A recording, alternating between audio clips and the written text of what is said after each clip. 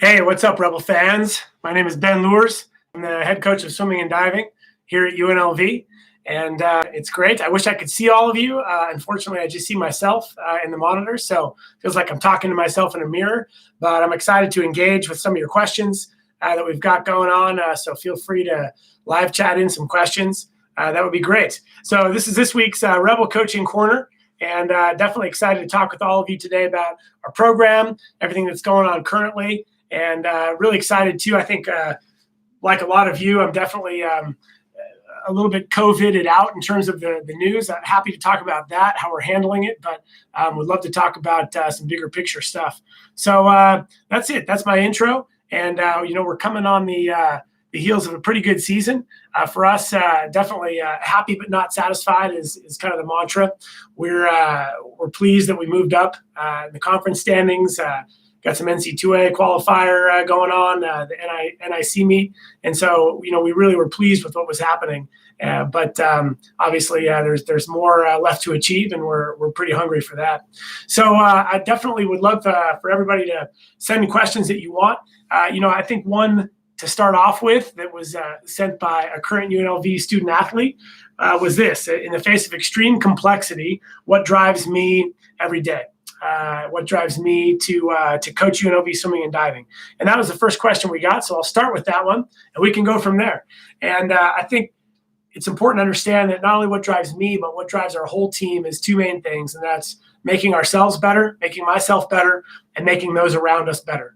And those are our two driving principles that underlie everything we do, taking our own journey as far as we possibly can, and then helping others take their journey as far as they possibly can.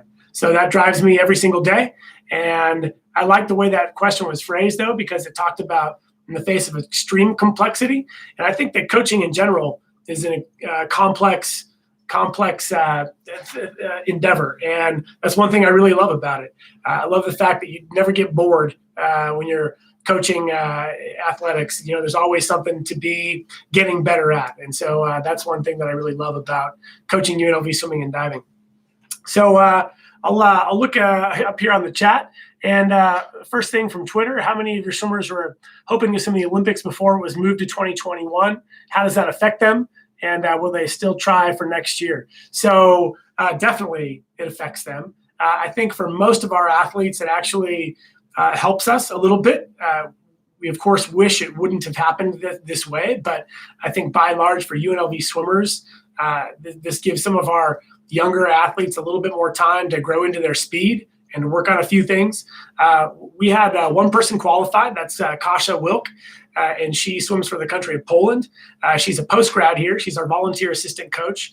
She swam a time in February that was top 10 in the world. So she got her Olympic A cut, rebroke her national record at Poland, and actually won the Tier Pro Series in Iowa. That was the first weekend in February. And so that was really exciting for her, for us, for the whole program. And that definitely cemented her individual spot in the Olympic Games. So she will absolutely be taking another year to prep for that and hopefully continue getting faster. That's certainly the plan. She did a great job on her ISL circuit last year, so we'll be supporting that as well again this year. And then our current squad, we had somewhere between 3 and 5 individuals with an opportunity to make the Olympic Games for various countries. And certainly I think those people will absolutely be very focused on Olympic trials next spring, next summer, depending on when their country's Olympic trials are. So definitely we're looking forward to Tokyo 2021. We're going to be there. And next, I've got from Dave Seiler, alumni from the 2009 to 2013 era, All-American here for UNLV. It says, we've got some amazing men and women here on the team. What are some things that I would like everyone to know about the team beyond what they accomplish athletically and academically? Dave, thanks, man. That's a great question.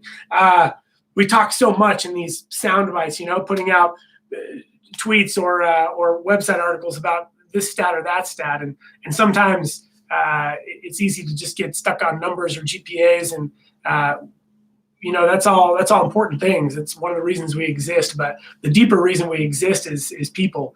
And I'll tell you two things. This group of people that we've got right now are very forward thinking and improvement minded and are willing to take the hard way, the hard path in order to achieve something great for themselves, for their university, for their family.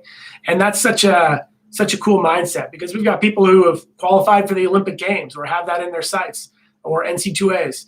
We've got people who are working as hard as they possibly can to make a conference championship squad, and anything in between.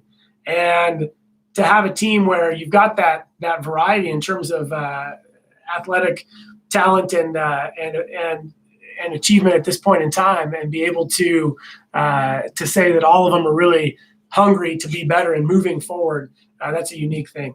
Also, the second thing I'll say is that this team really embraces diversity. UNLV is the most diverse public university in the Western United States, and the team really reflects that. And sometimes that's way harder. You do have these teams where it's a little bit cookie cutter, where people are from the same type of club program or the same neighborhood. And there's an immediate understanding that happens with teams like that, where you can assume something about the people that you're in the locker room with. Our team, the level of diversity we've got is through the roof, and that's reflected in our university as a whole.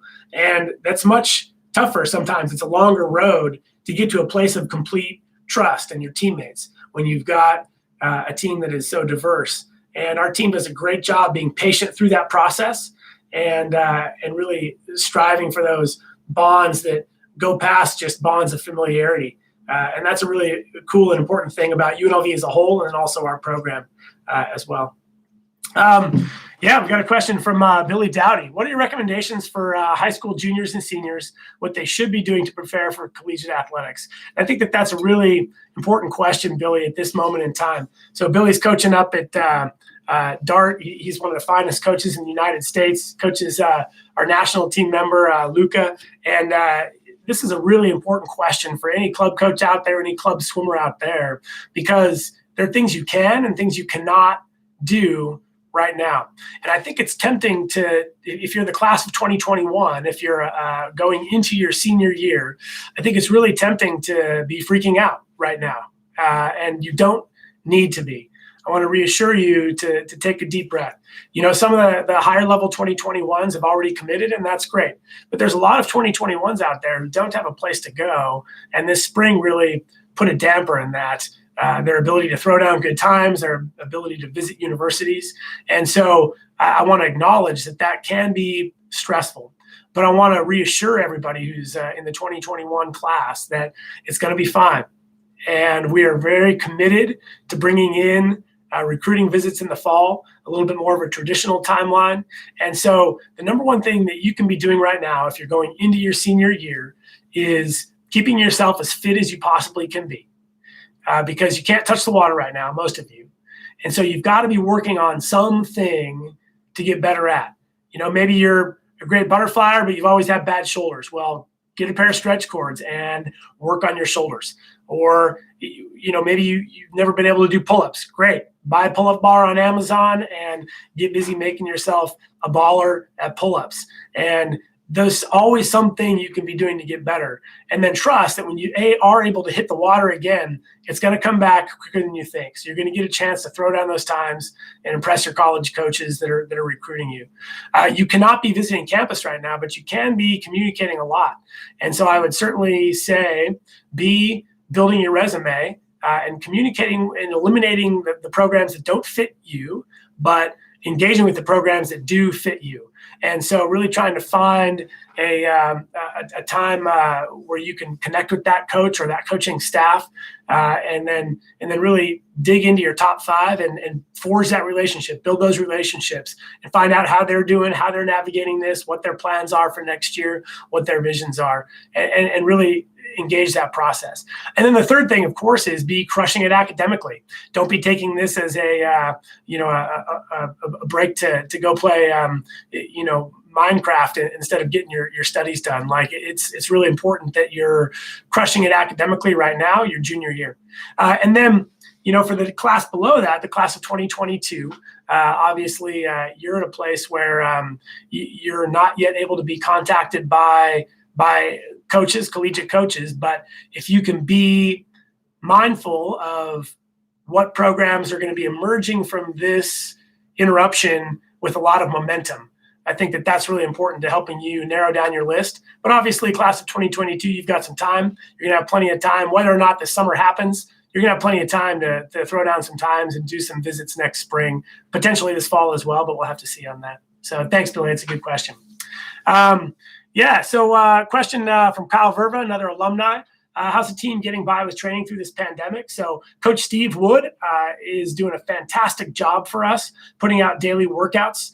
And it is frustrating to not be able to hit the water, but the team by and large is doing a great job of engaging Coach Steve's workouts. There's a lot of different stuff going on, everything from CrossFit intensity to some body weight work to a yoga day. And we're really trying to not only cover a good breadth of what's happening, but also what the body's capable of, but also to really focus on asking every athlete to just pick one thing that you can get better at during this time and really take care of that. So that's really important. We've been doing our best to support the athletes with those workouts every single day. Coach Steve's killing it, but also support them with allowing them to check out equipment. They can check out a pair of stretch cords, work on their shoulders, check out a pair of drag socks so they can jump in a backyard pool and work their underwaters. Things like that are small, but can keep you moving forward. And I think all of us are experiencing a moment in time where we're grateful for the small things, where maybe, we would have never done 100 push-ups a day before because that would have seemed drudgerous and boring. And now we're like, hey, if I can do it, that'd be great. Whatever I can do right now. And you're like, what I wouldn't give for a boring set of, 10 100s or something just to sink my teeth into. And I know a lot of swimmers feel that way right now. So from Vonka Lubeck, 1976 alumni, former assistant coach here, currently head of advising for our College of Health Sciences here at UNLV. She says, what's the plan for training in fall 2020 and a start date to enter the gym rights pool? In terms of the gym rights pool, as some of you know, we have a lot of programs that utilize the pool, from water polo to club swimming, club diving. And so in terms of a start date, we don't have that right now. Obviously, as a public institution, we're going to follow a lot what the governor's plan is for the state. And so as we get more information from Governor Sisolak, we're going to be able to, as a university, forge more of a plan for when we can get different programs, including the UNLV swimming and diving program, back in the water. But in terms of fall 2020, certainly we are hopeful that that is going to look normal in terms of being able to train all together, not in small groups. We're hopeful that we can run a full-fledged program in terms of the number of hours a week that we train, et cetera. So that's certainly the plan right now, unless we start getting data and information that suggests otherwise. I think that's what we're going to bank on for the moment, and we will adjust and attack as necessary. And from Michael Kinross over at Sandpiper, what advice do you have for the upcoming classes of 21, 22 for recruiting? How does this change your approach and what you look for in athletes? Good question, Michael. I think I touched on that a moment ago when I was answering Billy's question, but the part of that you asked that I maybe didn't cover was, how does it change what I'm looking for in athletes? In some ways, it doesn't change much, because we're looking for characteristics that these student athletes are going to bring to the table. There's obviously physical attributes. There's obviously things like attention to grades, but some really important characteristics for us: that hunger, that fire to improve. That's really going to show during this period. Somebody who's hungry and has a fire to improve versus somebody who's just swimming socially or doing it because their coach makes them. That's really going to show during this time period. Those of you who are hungry to improve, you're going to find a way to keep that path moving forward during this time. And that goes for all of us, not just you high school age swimmers. Those of you who are hungry to be better at what you do, you're going to find a way during this time period to get better at what you do, even though you can't do the things that you normally would. And so I think that's one thing that we always look for, but it's going to be interesting to see what comes out of this spring with that. To piggyback on that, Michael, we have a real focus on people who are having a recent improvement trajectory. I think that that's important for our recruiting model here at UNLV. And that obviously, especially for like our current class of 2020, we've got a couple of high-level 2020s we are still talking with and recruiting. And we have to really look at some different data points rather than, hey, how fast did you swim in March? That's something that most people didn't get a chance to do. And so we have to take that with a grain of salt. And then the summer coming up, we'll have to see. Obviously, there could be a good swath of the country or the world that doesn't get a chance to do a great taper meet this summer.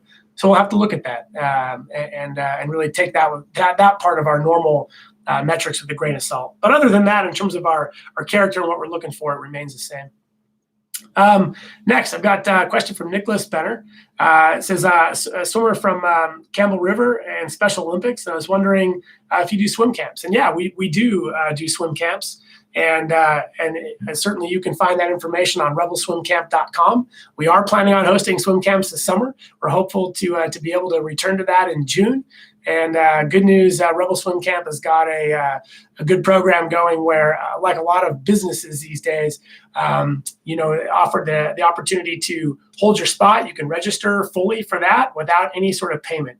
And so I highly recommend any businesses out there, if you've got the opportunity to do that. We recognize, especially in the town of Las Vegas, with a third of the town out of work right now, that finances are tight for a lot of people. And so we definitely want to be, putting forth the programs that we hope happen, but doing it in a way that allows people a safety net. So that's really important these days.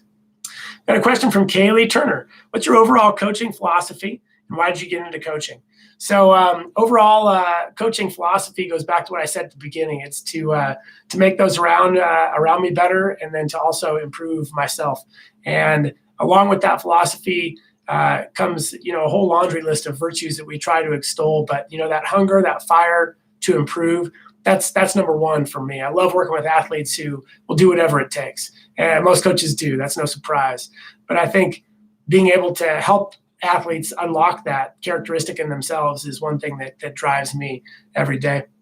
Along with that, we could talk about training philosophy. That's a little bit different than coaching philosophy. But here at UNLV, we really hang our hat on a few key principles. I'm a big believer in changing speeds. We change speeds all the time. And that makes us for really interesting new school type of sets. That's crucial for us.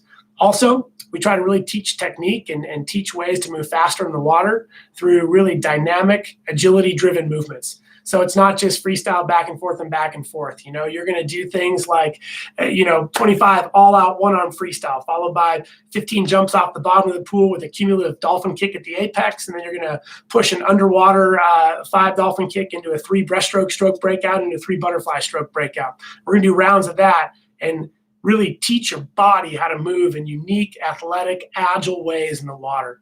That's really crucial to how we do business. And then, I'd say a third part of our training philosophy is really try to give feedback in the right way. We use video really extensively, and I think in a progressive way. Obviously, not right now, but that's something that's pretty crucial to us as well. Is trying to jumpstart that improvement curve. And not just recruiting people who are going to rely on their talent only, but recruiting athletes who have the ability to continue to improve even though they're 18, 19, 20 years old. Next is a question from Kaylee Turner. Sorry, that was it. And why did I get into to coaching, college coaching? Kaylee, I got into college coaching because in 2004, I got married to my lovely wife, Jenny. And, I left the Sierra Marlins swim team, which was an awesome club up in Northern California. And I had the opportunity to move to the Bay Area where my wife was finishing school. And at that time, I was able to hold down 2 separate jobs. One at a group home for boys in the Bay Area, and the second one at a local restaurant. So I'd work all nights and then all weekend at the group home. And then I was able to be a volunteer assistant at Cal Berkeley under Coach Terry McKeever with the women's program. And that's how and when I made the jump to college coaching. And I did it because I really love what universities are about. And I love working with university athletes. I really do feel like and believe that people at this age group, from age 18 to 22 in a university setting, are going to go through more changes in themselves and in who they are and who they're going to be than maybe any other time period in their life other than infancy. And I think that that's such an exciting journey to be a part of. So that's why I decided I wanted to be a part of college coaching. Question from Vuk Celik, one of the best swimmers in Serbia. Vuk says, "Hello, Mr. Loorz. I have 2 questions. Does the team have training camps preparing for the NCAA? And the second one, what is the best result of the university in NC2A championships? Yeah, Vuk, good question. So talking about the top end. So we do have a training camp. We go on a training camp every year. We usually go down to Coronado Island off the coast of San Diego, and we do that right after the new year, so early January. That is an intense period of training. It's definitely a work hard, play hard week. We get some time away from campus. We get some time to really just be together as a team and work on our team culture. And we get some time to just focus on, eat, sleep, train. We train hard. We miss a few of the resources we have here at UNLV when we do a trip like that, but we gain a level of focus and intensity that I think is really important. So that's our training trip, and we do that at the beginning of every January. When we roll back off of that, Vuk, we go into a period of time where we shift our training cycle. And this is something new we tried this year, and it was, I think, wonderfully effective. And so what we did is we actually turned Monday into our off day, and we trained Tuesday through Sunday. This enabled us to have a competition on Saturday, and then to roll into a practice on Sunday morning where we got a good hard lift in and a more aerobically extensive workout, and then to really engage a lot of video, whether one-on-one or as a group, and really work on some technique. It was a big workout. It was a 3-hour workout where they lifted hard and worked on video hard, but swam more moderately. And that was a really cool switch in our schedule following our training trip that really helped us prepare for conference championships and then NC2As. It's not a schedule that we hold year round. It was just a 6-week modification, but it really enabled us to use that Sunday afternoon and that Monday off period to get some extra sleep and to really maximize our adaptation to the week behind us, and then to really attack the quality workout that we needed on Tuesday, Thursday, Saturday in order to prepare for the championship season. So that was not training trip per se, but that flowed out of our training trip. And our best result at the University of Nevada, Las Vegas at NC2As. We've been a top 20 program a couple times in our history. You can see some of these All-American boards behind us. So one of the years was when I was here as an assistant coach. We were top 20 that year. I think it was 2009, maybe 2010 off the top of my head. We had another one of those years in 2014, I believe, was the other year, cracking the top 20, and several top 8 relays during that era. And then in terms of individual performances, our top was definitely Mr. Bart Pippinger. So Bart Pippinger was world ranked number 1 or 2 in the world in 1991. He won short course world championships, and then he also was top 3 at NC2As in the 200 butterfly. And so, we really revere his memory around here. He's quite the legend. But I'll tell everybody one thing right now about Bart. I was talking today to former head coach Jim Wrights, who was my boss and mentor. He was here for 35 years. And he was telling me the story of Bart Pippinger in 1991. At the heels of the collegiate season, he had an injury. I believe it was shoulder, if I'm not mistaken. And that was, not surprising for a butterflyer in the era of the early 90s when we still cranked out a lot of butterfly yardage for our 200 butterflyers at that point. And this guy sustained a shoulder injury where he did not take a stroke for 3 months. Did not take a stroke for 3 months. And he rolled out of that period pretty hungry, as you can imagine, and having done everything he could to improve himself in ways other than swimming butterfly. And that was the year where he trained his rear off once he got back in the water from August through November. And that was the year he won short course worlds in December. I believe it was December 1991, if I'm not mistaken, although Coach Wrights can fact check me on that one. So that's just a word of encouragement for any swimmers out there on the call, is that, hey, you might be out of the water for a month, 2 months, 3 months. We don't know, but it's going to come back faster than you think. Use the time wisely. It's going to be okay. The best days are not behind you. The best days are ahead of you. Next, I've got a question from Nikita Nazaroff, local swimmer here with Sandpiper. Coach, what advice would you give to athletes right now regarding staying in shape? Yeah, I think, Nikita, just to reiterate it, find one thing, man. Find one thing and make that great. I think it's hard right now to swim. Unless you have a little bit longer pool where you can actually get some laps in. You can swim tethered, but it's tough. It's tough to get your heart rate up.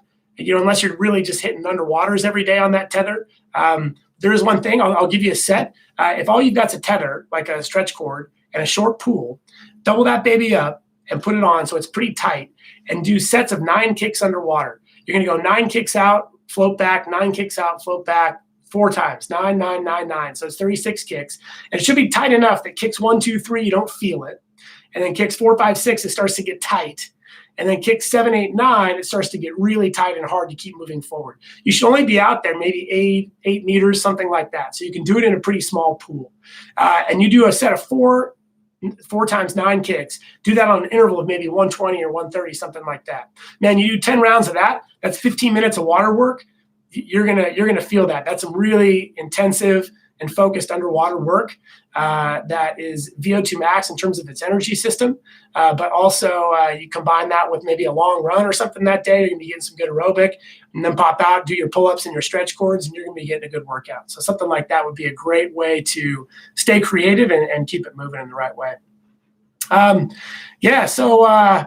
I've got another question here. Let's see, from Boris. Do you have some specific sets for long distance swimmers? And then I've got another question from Savannah P. Favorite set for sprinters. So I'll borrow a couple from our sprint coach, Pat Oda, one of the most creative, ingenious sprinting minds in the United States.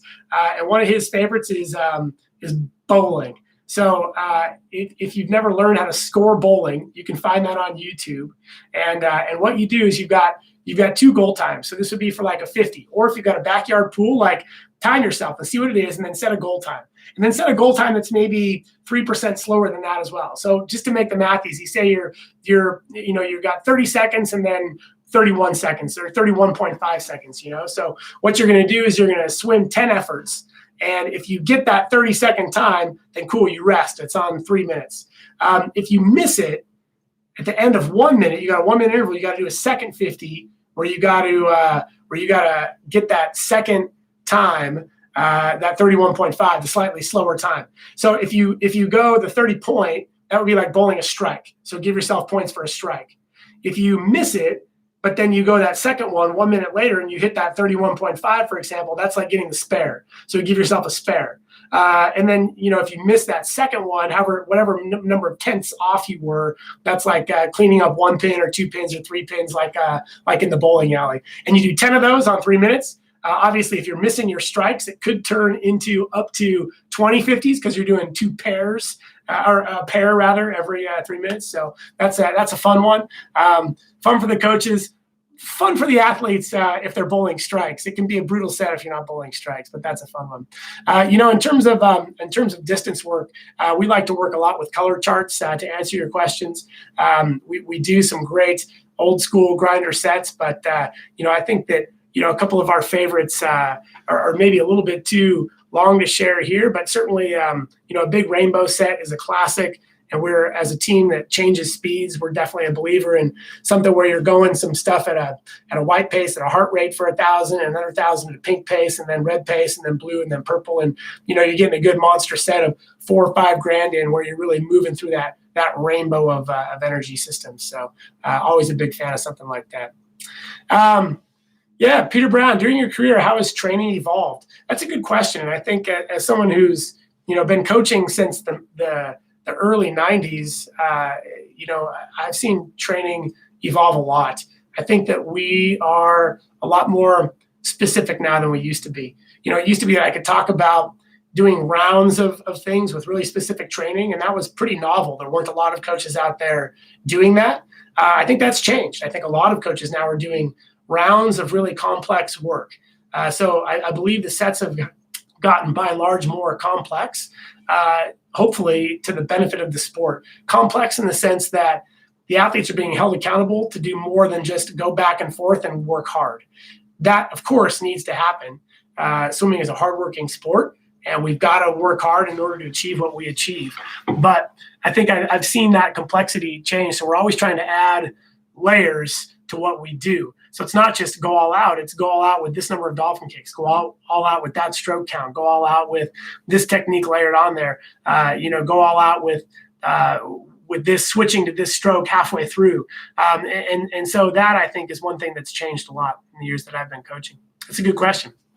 Yeah, Richard Hortness, Canadian Olympian, 2008, 2012, UNLV alumni, says, hey, Coach, you built a great relationship with your swimmers. Social media has been big this year. You get involved often. Some coaches wouldn't. Why do you think this is important? So, Rich, great question, calling me out on my weakness. I appreciate that.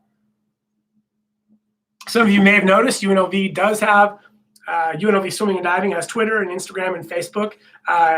Coach Lauren does a great job and Instagram, of course, of monitoring those and really building those. Coach Carissa before her, and it's not something where I don't personally have like a Coach Ben Loorz Twitter or Coach Ben Loorz Instagram or whatever.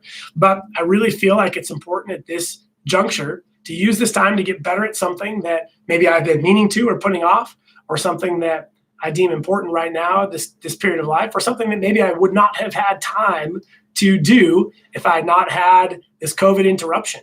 I would challenge all of you to look for something similar in your own life.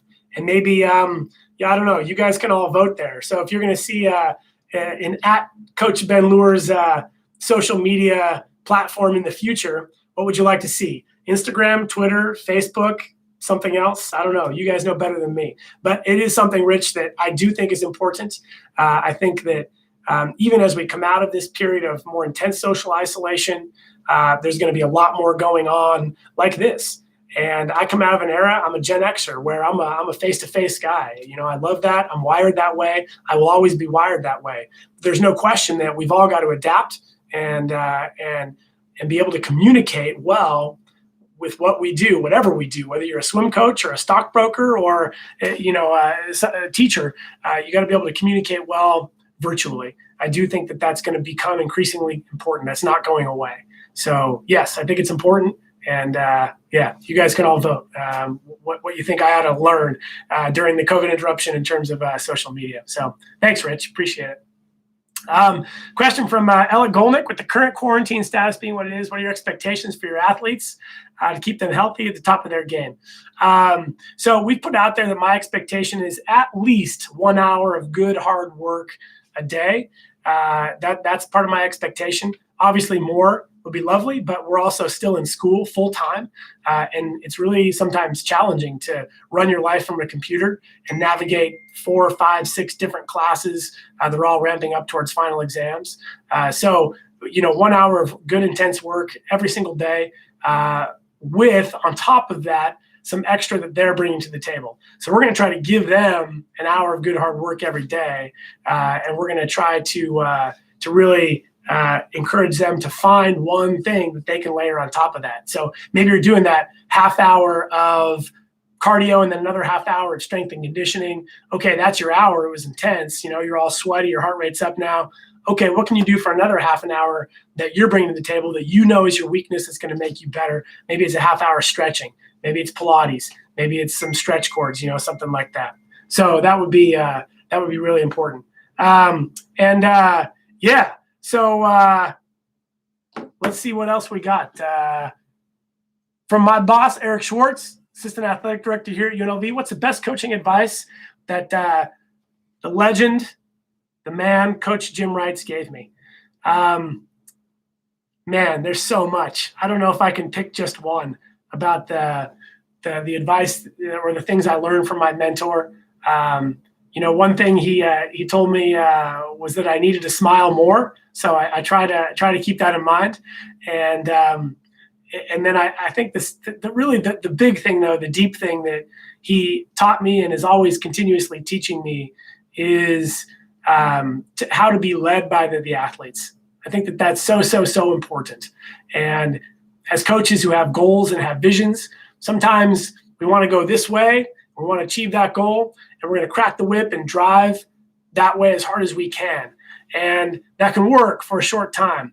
But the best coaches and the best leaders have that knack of knowing how to be led by their athletes, to motivate and inspire their athletes to do amazing things, to take on challenges. And the best coaches get to go along for the ride behind really motivated athletes. I think Coach Wrights is a master at that, and something that I'm endeavoring to be better at. Yeah, so what else? Joe Bartok, another Canadian Olympian, just says, keep it up, Rebs, keep up the good work. Thanks, Joe. We'll give it our best, man. So, yeah.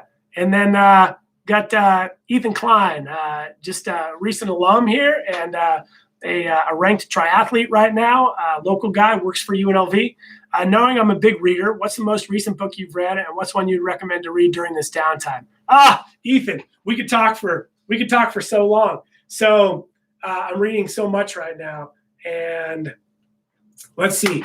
I read one last week. I read a book by, I look for books that make me compel. Like I read about 3 or 4 books at one time, and I'll kind of dip into each of them. I'm reading one right now called The Obstacle of the Way. It's great.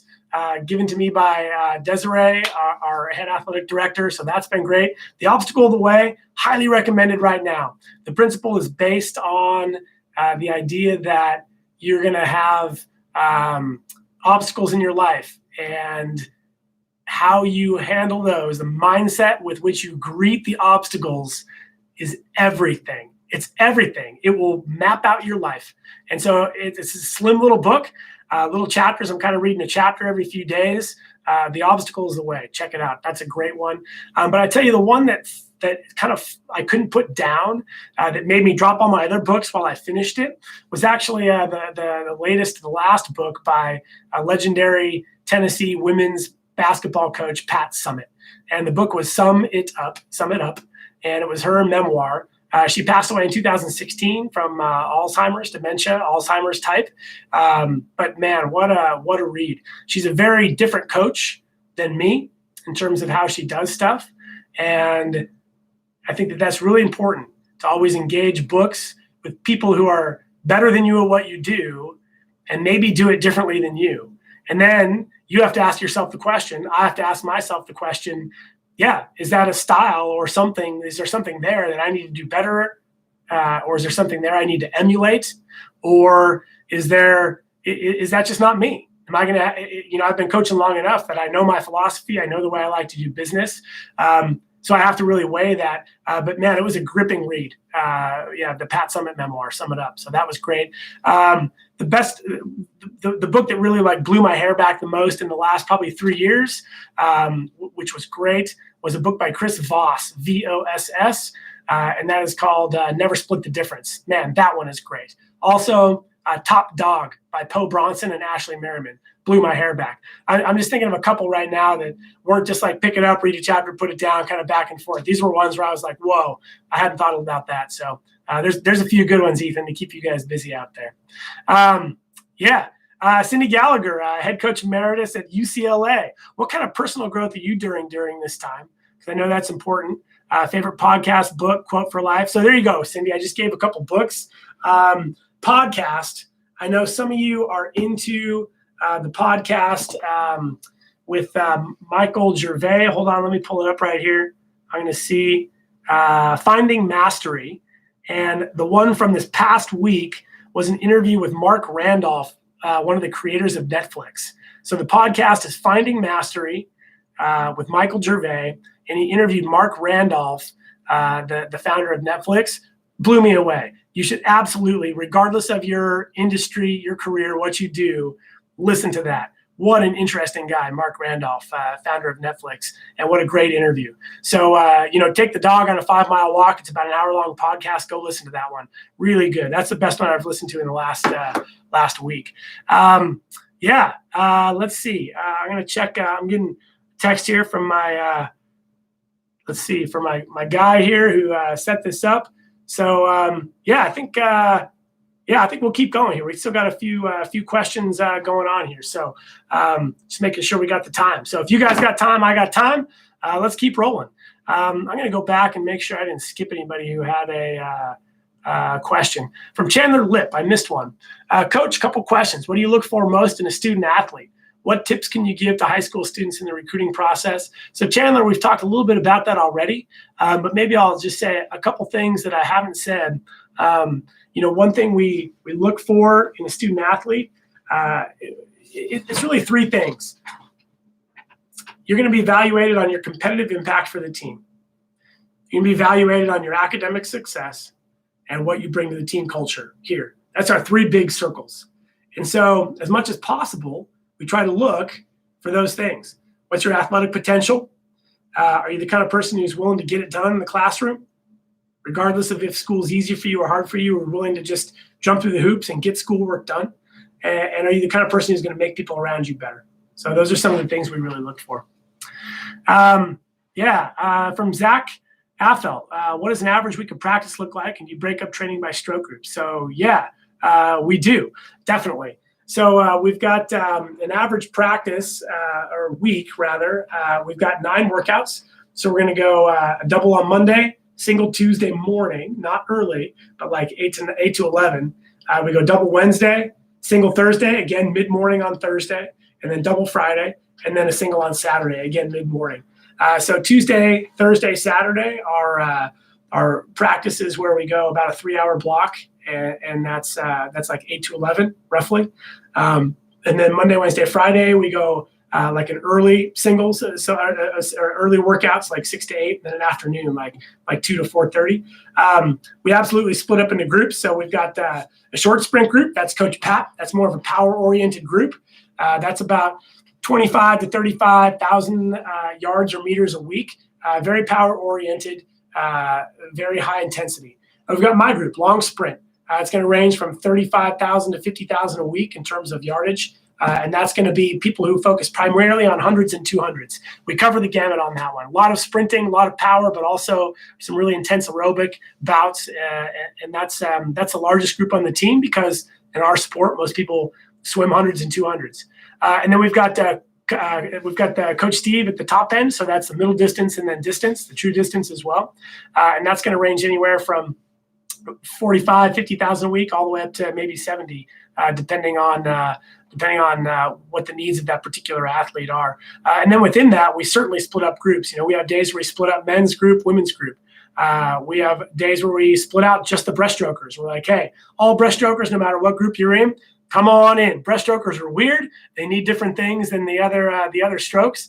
And so we definitely split those guys out. But there's a lot of combining and a lot of high trust on our staff. It's not we're all set in these silos. We really do try to put together the perfect combination of workouts and groups and split outs that really customize a pathway for each individual athlete. So I think that's vital in today's day and age. And good news, we've got the staff to be able to do it.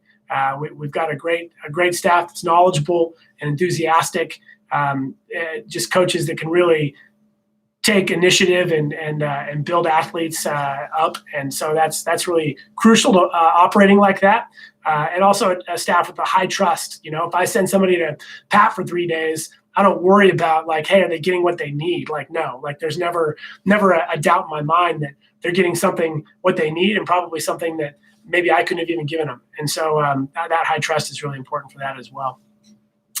We've got a question from Diana.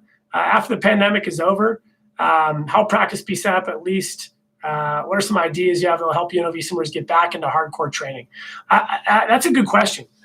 So I think that intensive but safe dry land is really important. You guys have been doing a lot of dry land. We'll continue to do a lot of dry land. And so to be able to, I don't want to just like shut that off and like all of a sudden it's back to the water, like I think that's like, it's a little bit discombobulating. And so I think keeping the dry land intensity up, but in a way that's not going to get you injured, because, as you transition back to the water, man, if you get injured, like how much is that going to be?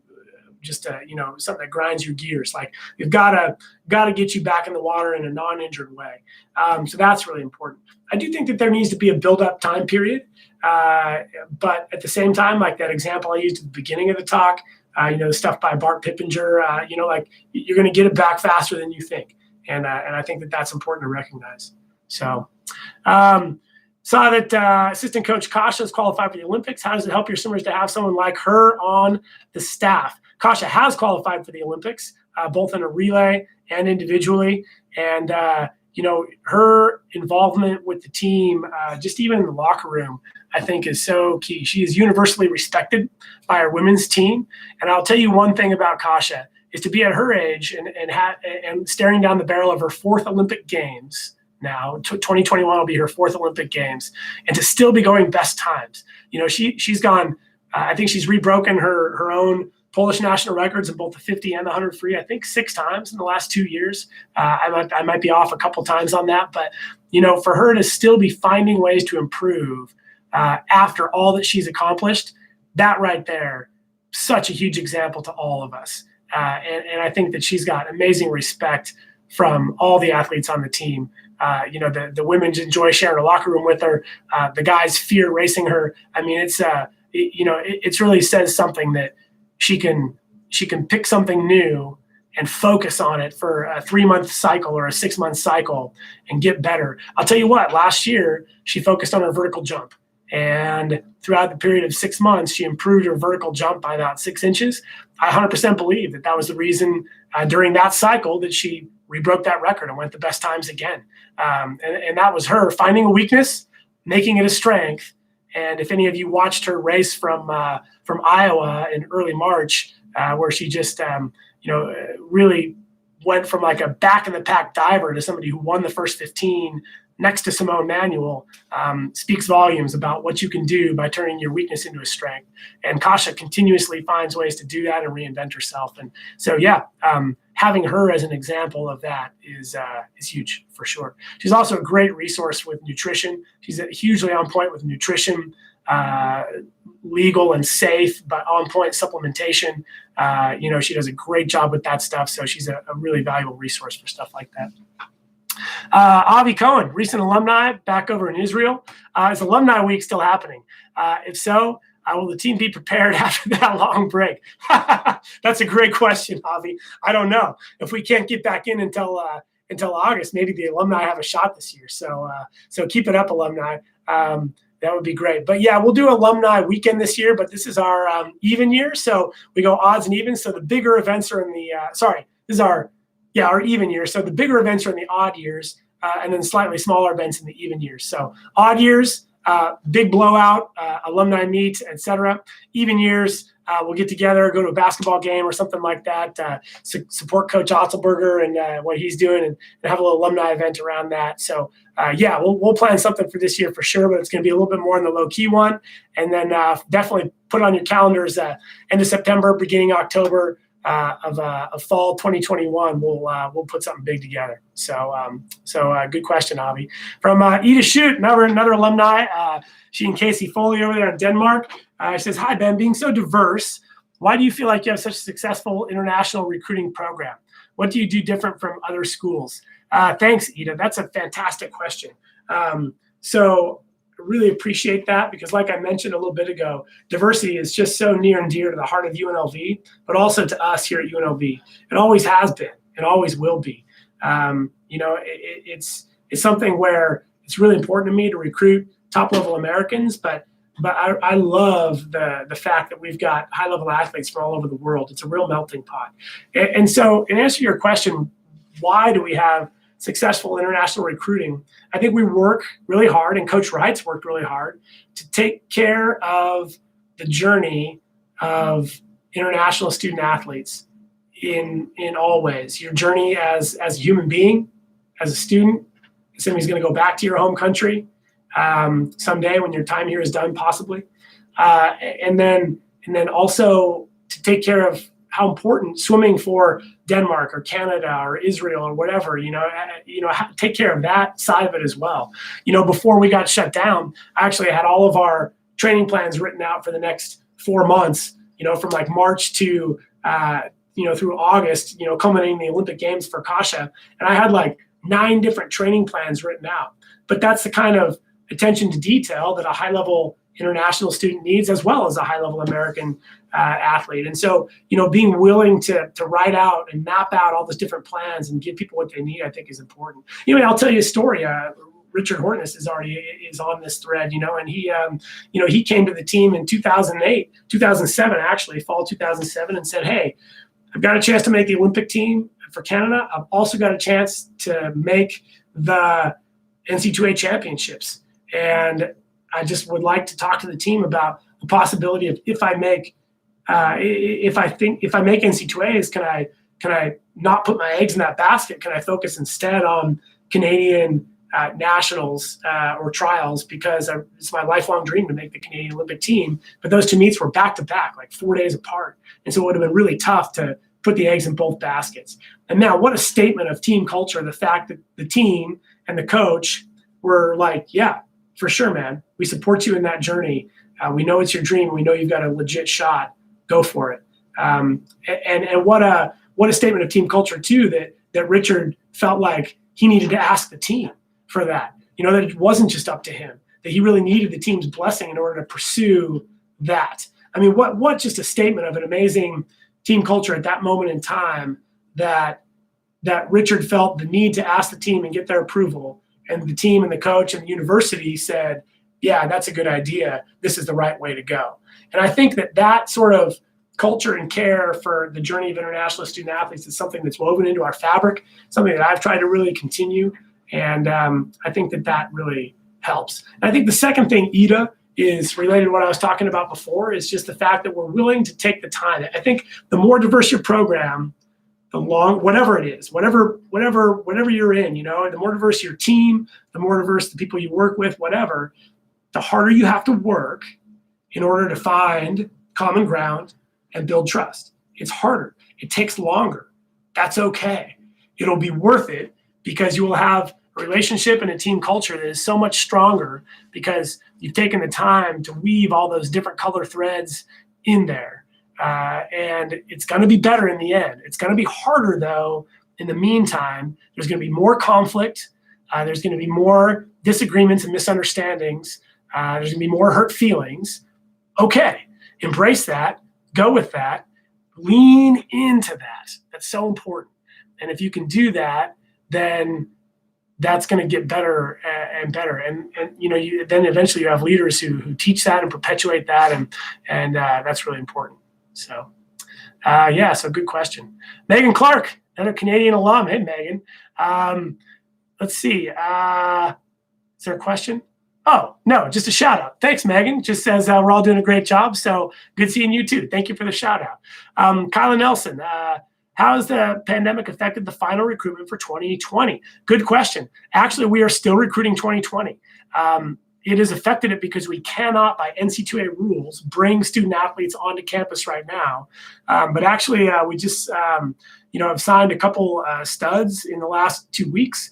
The coaching staff is killing it, recruiting it right now. We're looking at a couple other student athletes, which by NC2A rules, I'm not allowed to announce or publicize their names or where they're from or anything, but some real blue chippers that are diamonds in the rough, whose season got cut short this spring, but we're on a real awesome improvement curve. And we feel like we're well situated to pick them up because, number one, we had a really good year. UNLV swimming and diving is on an upward trajectory right now. And I think that feeling is out there right now. We clearly made moves on the conference rankings. Our NIC meet was going amazing before the plug got pulled. We got a freshman qualified for NC2As, 141, 200 backstroke. I mean, things are moving like this, and we're on the middle of a really cool curve. And so I think that helps us. We've got a stable coaching staff. I think that really helps us. And then we're really working hard. I mean, a shout out to Coach Pat Oda. He's putting out a virtual tour. Thank you to a couple of student athletes, Hayden and Reese Hemmons, also Julia, Carissa, Casey, filming some of their dorm rooms and stuff. So like a virtual housing tour, a virtual tour of where you might live if you come to UNLV. We can send that out. We can send that over to Poland or Serbia, or we can send that to somebody in Kansas or Arizona who can't do a visit right now. And they get a real sense of, hey, 2020, whether it's here or somewhere else, you've got to be able to see yourself there. And that means you've got to be able to see yourself being coached by that guy or that gal. You'll be able to see yourself hanging out with that group of people. You got to be able to see yourself living in those dorms or that house or that town. And so, that's how it's changed. We have to find creative, virtual, FaceTime, whatever ways to communicate that. And that's what we're trying to do. But recruiting is still ongoing for fall 2020 and is going pretty well. So let's see. Yeah, we got how did it feel to come back to UNLV as a head coach after being an assistant? And what was your best memory or best success story while at UNLV? Conference championships 2009 was a great meet. Men won. Women missed it just barely by 50 points, but it was a battle the whole way. We made NC2As on both sides. That was my first NC2A qualifier that swam directly for me. Amanda Weinbrecht, Hunter Butterfly. We had Zsuzsana Jakobos, amazing Hungarian Olympian on the women's side. Men were top 8 in a relay that year at NC2As. So that was just a really successful year. And doing it with my good friends and mentors, Jim Wrights, Kunio Kono. That was just such a special time. I look back on that with a lot of fondness, a lot of fond memories. To come back in 2016, after being an assistant and coming back and taking over for Coach Wrights, felt humbling and a little scary and a little bit overwhelming. Certainly a part of it felt like coming home and exciting. So yeah, all that stuff mixed up together for sure. From Coach Naya over at SMU. How do you apply my elite music background in my coaching? And do I use rhythm when I help my athletes improve their swimming technique? Hey, Naya. So for those of you who don't know, I do have a degree in classical music. So thanks for the question, for putting that out there. Not everybody knows that. I think the big picture answer is, there's not a lot of crossover between music and swimming, really. They're very different career paths. But I think people underestimate how mathematical and focused and practice-oriented music is. They think, you must be so creative. But the truth is, to be a classical orchestral musician, you're interpretive. You're not necessarily creative unless you're a composer. Interpreting and working on music and honing that craft is very similar to honing the complex movements that we have in our sport. And so that ability to take something and break it down and work on a piece at a time and then put it back together, that skill is a musician's skill as well as a high-level swimmer's skill. So I think that there is some overlap there.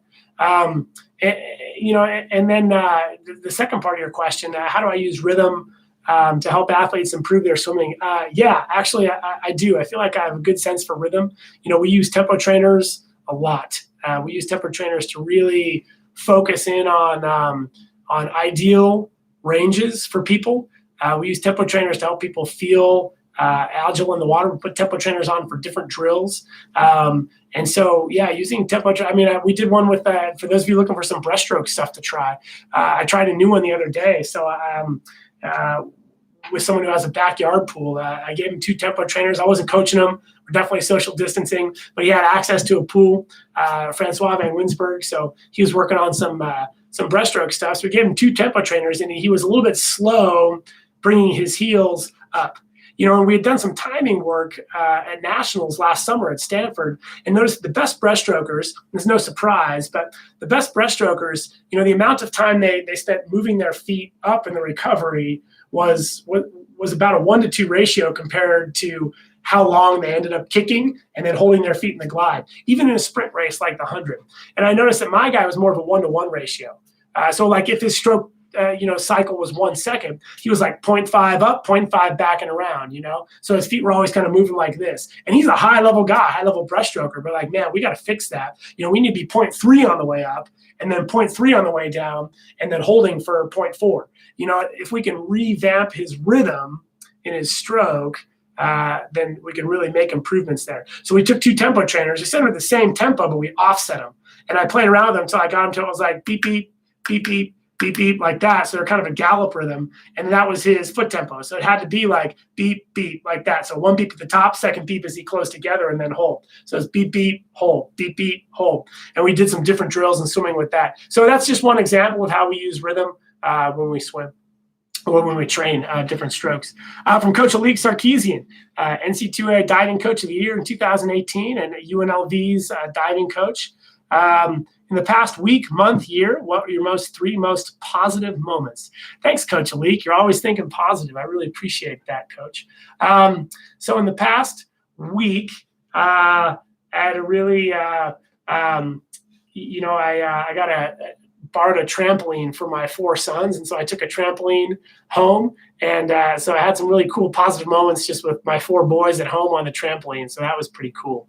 In the past month, I had a couple, it's probably too much to mention, but also I want to protect some privacy, but, just really cool connections with a couple of student athletes, some really real moments. It's not easy right now for some of you guys going through this. And so, to be having, some really cool moments of connection with student athletes, something real is going on for them, maybe the sickness of a loved one or something, where they're really struggling, and just to be able to have those cool moments of connection.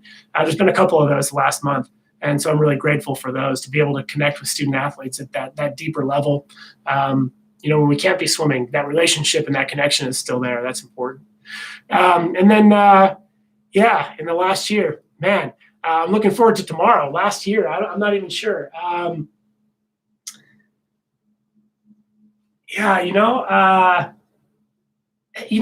keep it sport related.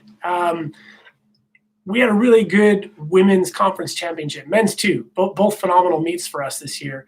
But I'll highlight one thing that happened at the women's meet. When we got back, we passed out some questionnaires, hey, give us some feedback, give your teammates some feedback.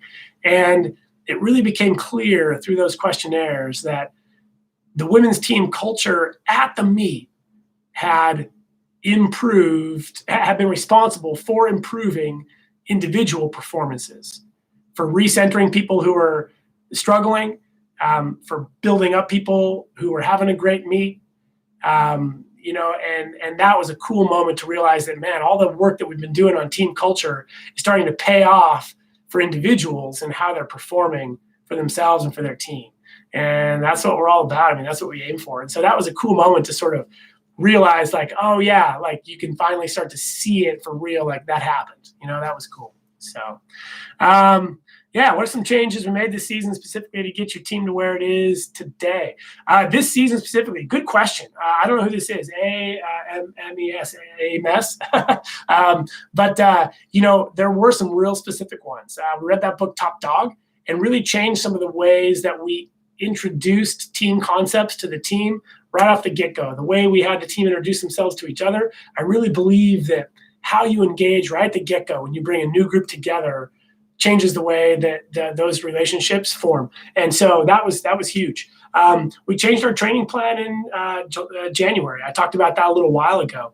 We went to a Monday off and then a train Tuesday through Sunday schedule for 6 weeks. That was a massive change, and the team, to their credit, bought into that and got their shoulder behind it. And man, I think it really, really worked.